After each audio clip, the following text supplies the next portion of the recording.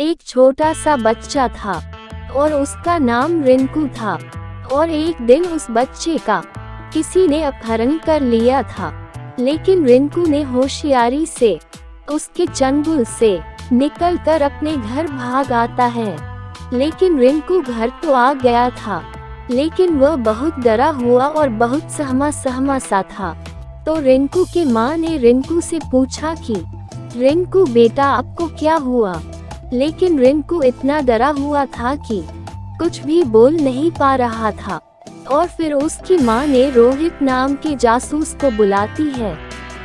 रोहित जासूस ने रिंकू से पूछा बेटा आपको क्या हुआ? लेकिन रिंकू ने कुछ जवाब नहीं दिया। लेकिन कुछ देर के बाद रिंकू ने एक चित्र जासूस को दिखाया, जो रिंकू ने अपहरण के समय बना लिया था। और फिर रोहित जासूस ने चित्र को देखा तो जासूस को 3 लोगों पर शक हुआ, जिसमें से एक तो पेंटर था और दूसरा नौकरानी थी और तीसरा गार्ड था। और फिर रोहित जासूस ने नौकरानी से अपहरण के बारे में पूछा तो नौकरानी ने कहा मैं तो बाजार गई थी सब्जी लेने के लिए।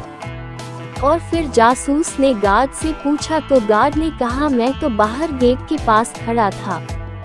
और फिर जासूस ने पेंटर पूछा तो पेंटर ने कहा भाई मैं तो पीछे के कमरे में पेंटिंग कर रहा था।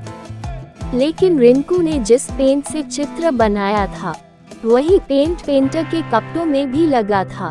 तो जासूस ने इस तरह पता कर लिया कि पेंटर ही रिंकू का अपहरण किया था।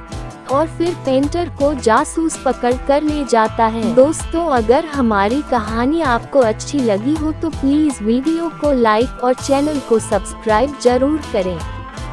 धन्यवाद।